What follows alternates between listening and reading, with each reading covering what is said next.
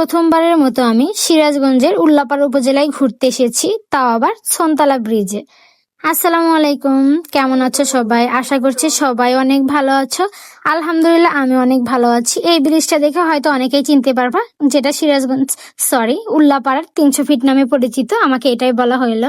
আর আজকে তোমাদেরকে আমি পরিচিত দুইটা মুখে দেখাবো। এই তো আমরা উল্লাপাড়ার সোনতলা ব্রিজের নিচে চলে আসলাম। আমরা ব্রিজের উপরে উঠি নাই, ব্রিজের নিচেই ছিলাম। ব্রিজের নিচে ফার্স্টে আমরা কোনো জায়গায় না ঘুরে আগে নৌকা ঠিক করে নৌকাতে উঠি, যেহেতু আমরা সন্ধ্যার দিকে গিয়েছিলাম। আর এই তো তোমাদের সেই পরিচিত মুখ, বলো তো কে এটা? হয়তো উল্লাপাড়া অনেকে একে চিনতে পারবা, তোমাদের সমাপ্তি আপু।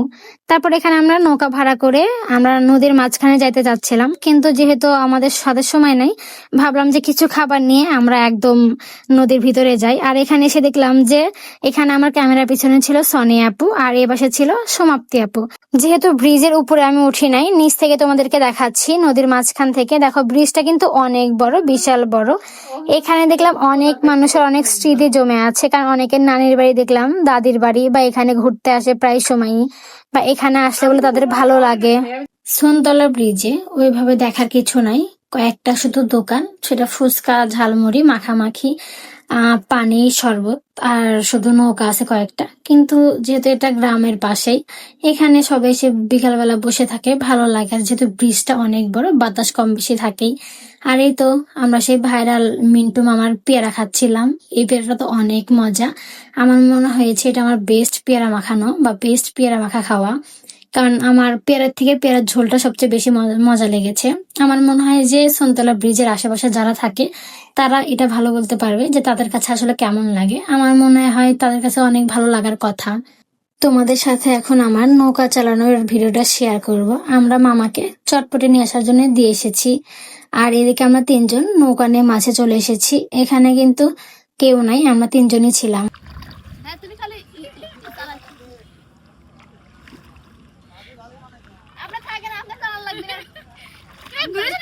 সমস্যা নাই, অনেক সুন্দর আসছে ভিডিওটা।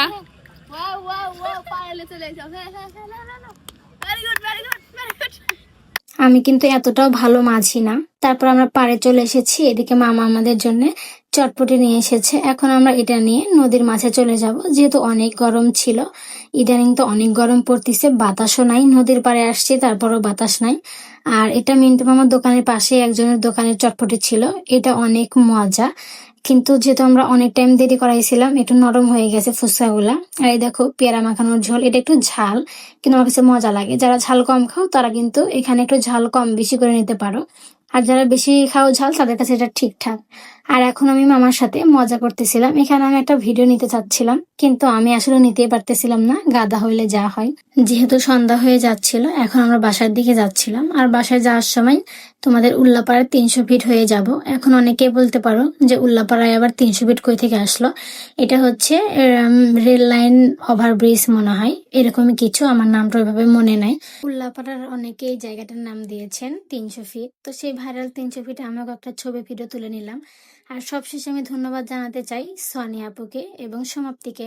তোমাদেরকে অনেক অনেক ধন্যবাদ আর অনেক অনেক ভালোবাসা। আর তোমাদের এরকম ব্যবহার দেখে আমি আসলে অনেক মুগ্ধ, অনেক দোয়া রইলো তোমাদের জন্য।